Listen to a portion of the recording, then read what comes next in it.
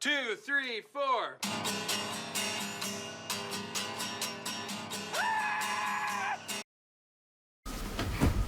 It's time.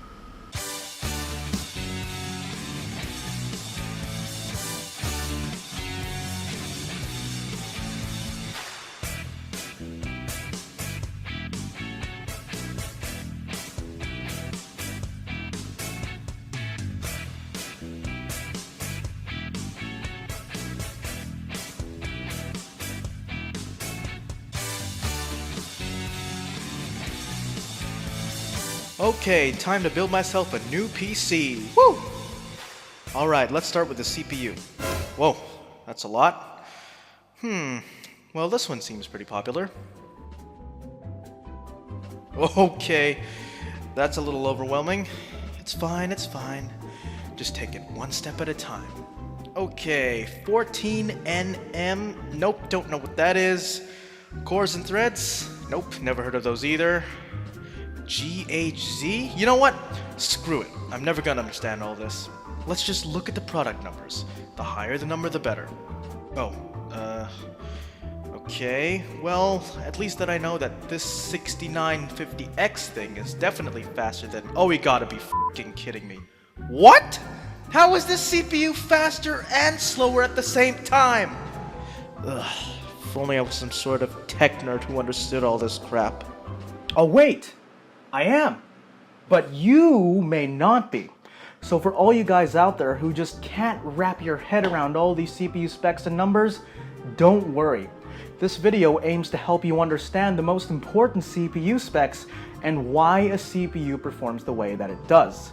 So hopefully after this video, you will be a more informed consumer. So sit back, relax, and maybe grab a drink, because this is gonna be a long ride.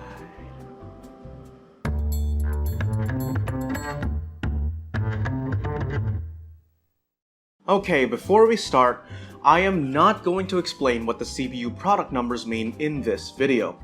As you saw in that opening, if you don't understand what a CPU is or what affects its performance, those product numbers won't be very meaningful. I might do a separate video covering what the numbers and letters mean. It'll be linked in the video description below if or when it gets uploaded. Let me know in the comments if you'd like to see that. But for now, let's understand CPUs first. And to do that, let's build one. A CPU, or central processing unit, is the brain of a computer. Everything you do in your computer, like opening a program or transferring files, are controlled by the CPU.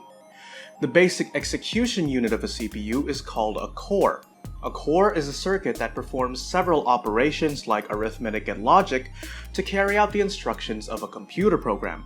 Each core has a speed that it can do tasks at. This is set by an oscillator within the CPU that pulses to tell the CPU when to do things like executing instructions. This is called clock speed in units of hertz or per second. Modern CPUs, like this one, are fast enough such that gigahertz or billions per second is often used instead. Okay, now we have a single core CPU. Let's say that it runs at 5 GHz, and we run a program like Cinebench R15 that gives the CPU some instructions to process. So our one core would be 100% utilized, and that's quite slow. Let's try modifying the CPU to get better performance. What can we change so it performs twice as fast? Should we A. increase the clock speed to 10 GHz, or B. add an extra core? Well, if we just increase the clock speed to 10 GHz, we wouldn't need the extra circuitry for one more core, so we save material and hence money. So let's do it! Nah, not so fast, young grasshopper. It's not that simple. An increase in clock speed requires an increase in voltage, which results in more heat output. And starting at around 5 GHz for modern CPUs, voltage and heat output increase faster than the performance gained by bumping up the clock speed does. That's why none of the modern desktop or laptop CPUs have clock speeds exceeding 5 GHz. It just doesn't make sense to set clock speed that high. Your average air cooler, for example, ain't gonna stand a chance against a CPU running at 10 GHz. You'd need liquid nitrogen or something like that, and I don't think any of us have that stuff lying around. That's not the only problem though. That voltage and heat will reduce the overall lifespan of the chip, so 10 GHz just won't work for us. We gotta add another core. Even if we have to use more material and spend more money to add more circuitry, it's safer than running one core at 10 GHz and, I don't know, accidentally burning your house down or something. Now we have a dual-core processor running at 5 GHz, so theoretically, we should get twice the performance, right? But wait! This doesn't seem much faster than last time? Well, that's because we need to consider another important part of CPU performance that doesn't actually have anything to do with the CPU itself: the software that you run. The performance benefit of additional cores depends on the program itself and its ability to parallelize tasks, which means how well it can split up workloads across multiple CPU cores. Let's take, for example, a math problem: 1 plus 2 plus 3 plus 4. The single-core CPU that we had earlier would have to do this problem in series, one after the other. First, 1 plus 2, then that result plus 3, then that result plus 4. The dual-core CPU that we have now could assign 1 plus 2 to one core and 3 plus 4 to the other, and the remaining of the two cores could add both results together to get the final result. This is an example of a task that can easily be parallelized because the computer knows the entire workload from the start, and the order of doing the tasks does not matter. And although this math problem is a very simplified example, it can be applied to other programs like video encoding. We'll see this in action a bit later. Okay, now that we have a grasp of what parallelization is, let's try it once more but in a different context. Say you're a game designer, and you have a set of code that describes the behavior of a character when being shot at by a gun. If the bullet misses the person, they run away. If the bullet hits the person on the head or chest, they fall straight down and die, but if the bullet hits the person's leg, they fall down to their knees and survive. Okay, well, we can assign the first if to core number 1, and then, we have a problem. The second if relies on the result of the first if. This means that this code can only be executed in series, one after the other. And this is essentially what happens in a game. Check out these side-by-side recordings of Flight Simulator X. On the left is a 4-core i7-7700HQ running at 3.4 GHz, while on the right is a 6-core i7-8700K running at 4.7 GHz. Notice that the frame rates are much higher on the right side than on the left. Ordinarily, this would be due to the graphics processing unit or GPU, which is in charge of rendering the entire environment. But as you can see, both GPUs are barely being used, which means that they aren't the ones holding our performance back. The CPUs are. And because of this bottleneck, the game's frame rate depends largely on CPU clock speed. The 8700K's much higher clock speed means it can compute more game logic per time than the 7700HQ can, which means it can tell the GPU exactly what happens to our plane and its surrounding environment more times per second, so the GPU can render the scene more times per second, giving us a higher frame rate. Now that we've seen how the CPU behaves in a game, just for comparison, let's see what it does with a task that can easily be parallelized. Here we see a video being encoded using Handbrake, a free video encoding software, and on Task Manager, you can see that it is using all of my i7-8700K 6 cores, which makes sense now given what I said earlier. But wait a minute, 6 cores? There are 12 utilization boxes here. Doesn't that mean that an i7-8700K has 12 cores and not 6? Nope! And what a surprise, this is the perfect segue into the next part of our discussion, threads. It's as if this wasn't planned at all. While a CPU is the actual physical processor, you can see in this picture of an i7-8700K circuit, or die being the technical term, that it does in fact have 6 physical cores. But a thread is a sequence of instructions sent by a program. This might be a little hard to visualize, so here's an analogy. Imagine that the CPU is a factory and the CPU cores are workers in an assembly line. A CPU's thread count refers to how many assembly lines there are. And each CPU core can handle one thread, so our 5 GHz 2-core CPU would have 2 threads. That would be equivalent to 2 workers with 1 assembly line each. So our workers handle these assembly lines easily, but there's a bit of a problem. Sometimes a worker finishes assembling a product sooner than the next product can get to them, meaning that the worker has to wait for these products to arrive. And the whole production line isn't as efficient as it could be. If we could somehow put another production line there, the worker wouldn't have to wait for another product to arrive and could just switch to another line. Oh wait, we can do that. That's what simultaneous multithreading or hyperthreading is. That's why on Task Manager, there are 12 utilization boxes instead of just 6. My i7-8700K has 6 cores but 12 threads. On a 6-core 6-thread i5-8600K though, you would see only 6 utilization boxes. The performance gain offered by hyperthreading is around 30% for multi-threaded programs, which means that an i7-8700K would be around 30% faster than an i5-8600K at things like video encoding, but not for gaming. And with that, let's make our 2-core CPU a 2-core 4-thread chip so our 2 cores will be as efficient as they could be. So my friends, you now know what cores, threads, and clock speed are. So let me ask you, which CPU is faster in multi-threaded programs? An 8-core 8-thread Intel i7-9700K at 4.9 GHz or an 8-core 8-thread AMD FX 9590 at 5 GHz? Nope, it's not the FX chip, it's actually the i7. By a long shot. How is this even possible? Well, let's try to narrow it down to what it could be. They have the same number of cores and threads, so that's definitely not the reason. They have very similar clock speeds, so that's not it either. Unless, within each clock cycle, the 9700K manages to complete more things. And that would make sense, because with the exact same number of cores and threads operating at the same speeds, the 9700K could only have more performance if each of its cores were more efficient than the 9590s. Well, turns out this is exactly the case. The term for the number of instructions that a core can execute per clock cycle is called instructions per cycle, or IPC. And IPC relies heavily on CPU microarchitecture, the design of the CPU itself.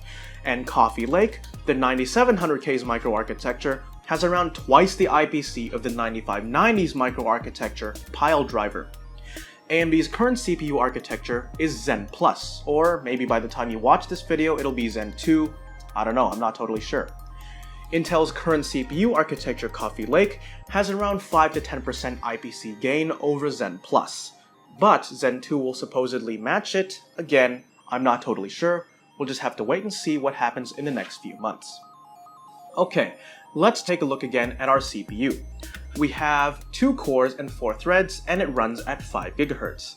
And let's say that its microarchitecture has the exact same instructions per clock cycle as Intel's own Coffee Lake. So now, we kind of have an idea on how fast it should be at full load compared to other modern CPUs. But not everyone will be needing the full speed of the CPU all the time. Some people might be reading emails or browsing the web, and these situations aren't particularly CPU heavy. So instead of wasting this energy, why don't we just lower the clock speeds when the CPU isn't being used? We could set a minimum clock speed during idle or light loads, and then set a maximum clock speed during heavy loads. Well, that's what base clock and boost clock is. During idle or very light loads like web browsing, CPUs downclock themselves to their base clock to save energy, which is extremely useful, especially if it's a laptop CPU operating on battery power. But if you're rendering video, then the CPU clock speed will go up to boost clock to maximize performance. So let's make our CPU's base clock 3 GHz and our boost 5 GHz. But hold on, if only one of our 2 cores are active, could we perhaps bump up the clock speed just a little bit to increase performance? Yes, we can! Many modern CPUs do this. Check out this i7-8700K. You can see how the clock speed scales up when less cores are active. So, for our CPU, let's have 5.2 GHz be our single core or maximum boost clock, with 5 GHz our all-core boost clock with 3 GHz as our base. Oh, and you may have heard of something called overclocking. This is basically increasing the clock speed values of the CPU beyond manufacturer specification to gain additional performance. For example, if someone buys our 2-core 4-thread CPU and changes its all-core clock speed to 5.2 GHz from 5, that will be considered an overclock because even if 5.2 GHz is technically a boost clock, it is not an all-core boost. That's beyond our specification. Same thing with 5.3 GHz on all 2 cores. This is above any clock speed listed within our specs, so it is without a doubt an overclock. And speaking of overclocking, let's also briefly discuss how to overclock your CPU. First, you need to have a CPU and a motherboard chipset that both support overclocking. A CPU that supports overclocking is called an unlocked CPU.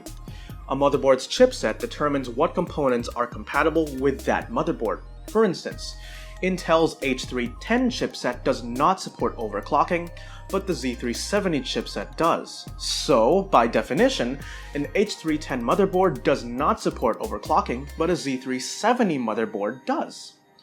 So, once you have a motherboard and a CPU that both support overclocking, you can change the clock speeds manually within the motherboard's BIOS, or Basic Input-Output System, which is basically the motherboard's firmware and the first thing to pop up when booting your PC. Now, if you want a more in-depth guide for overclocking, let me know in the comments below. Alright, back to our CPU. There's one more thing we have to figure out before our CPU is ready to be put to market. By now, you should know that CPUs make heat because of all the electronics inside, so any CPU needs a cooler to keep it within operating temperatures. If your CPU were to hit its maximum operating temperature, which is called maximum junction temperature or TJ-Max for short, be aware each CPU has their own, you would encounter something called thermal throttling, which is an automatic protection system for the CPU that lowers the clock speed and voltage.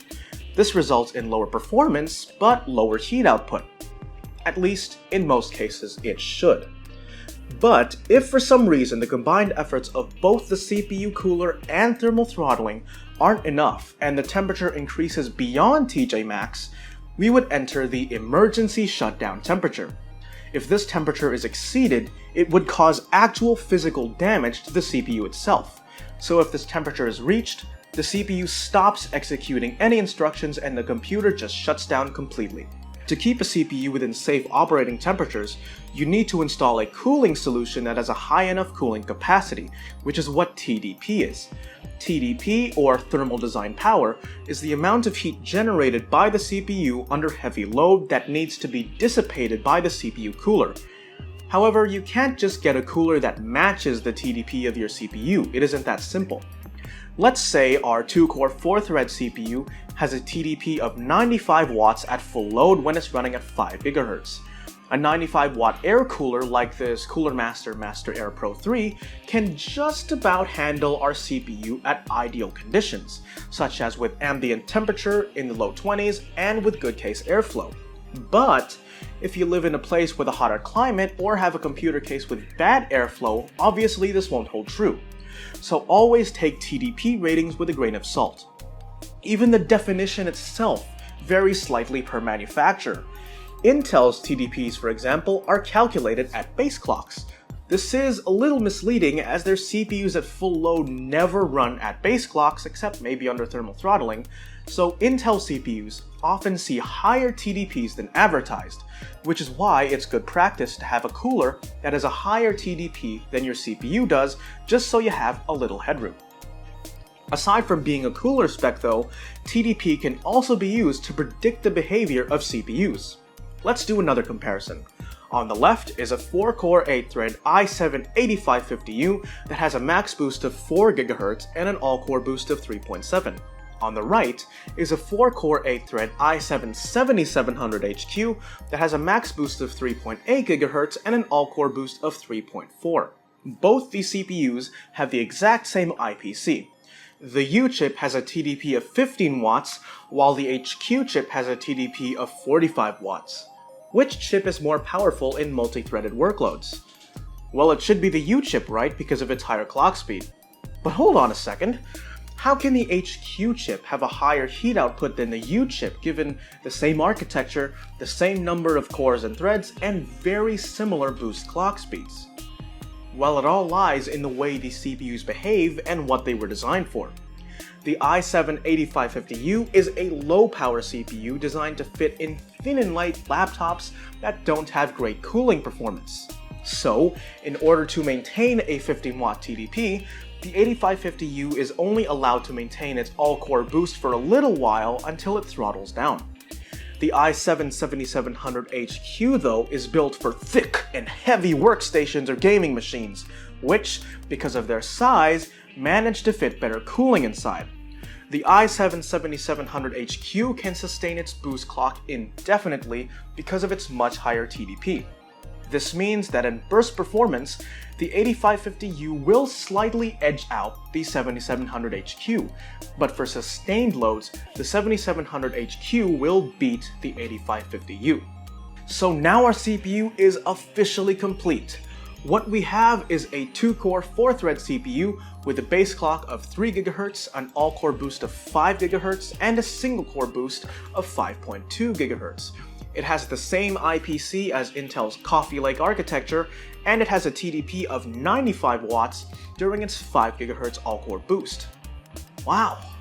We did it, guys! We built a CPU! It was a long road, but we're finally here. But, as you know in the tech world, development never stops. What's next for us though, you might ask? Where would we go from here? Well, CPU manufacturers would try and improve their existing architectures, or if they're so bad, pile driver, design one completely from scratch to increase IPC, which incidentally worked really well for AMD because the Zen architecture is awesome. More cores, threads, and clock speed for the money is also a good thing, but none of that could really happen without something called a die shrink. This is literally shrinking a CPU circuit to reduce the size of the electronics inside and bring them all closer together. This reduces the current used by the electronics at the same clock speed, meaning lower power consumption and heat output, and increased clock speed headroom. The smaller size also means that it's cheaper to manufacture, which means better performance and efficiency for less money. The size of a CPU's electronics is called a process node or lithography. A process node is basically a set of design rules defined by this organization called the International Technology Roadmap for Semiconductors, or ITRS for short, for the sizes of the electronics within your CPU and the technologies and features that it supports, and it is currently measured in the unit of nanometers. Yes, 14 nanometers is a process node. Don't be fooled though, 14 nanometers doesn't actually refer to any of the lengths or widths of a CPU's electronics. It is related. 10 nanometer CPUs do indeed have physically smaller components than 14 nanometer CPUs, but it's merely a commercial name for the generation of CPUs that satisfy said design requirements. There are quite a few marketing tactics with this though, being a commercial name, for example, AMD's Zen and Zen Plus. The Zen architecture uses a 14 nanometer process, but Zen Plus, a refresh of Zen, uses a 12 nanometer process. Or so they would have you believe.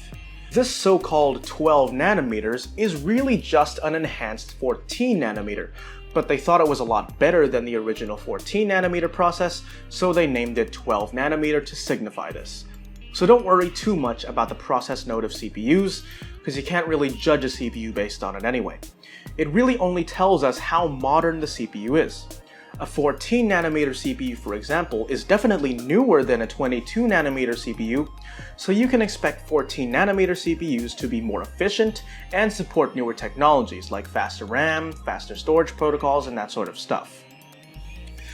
Well, alright then, I think that about covers CPUs. I really hope you guys walk away from this video a more informed consumer so you can buy a computer with confidence that you'll be getting the performance that you paid for. And if you watched this video all the way, thank you very much, I highly appreciate it. If you liked this video, please consider giving it a thumbs up and subscribing to the channel. Please also remember to hit that bell icon so you don't miss any future videos. Post your questions, comments, thoughts, feedback, and suggestions down in the comments below. Let me know if you'd like to see a video explaining the CPU product numbers, or if you want me to make more of these types of videos where I explain the foundational knowledge behind components like GPUs or motherboards, etc. Thank you all so much for watching, and I'll see you in the next video.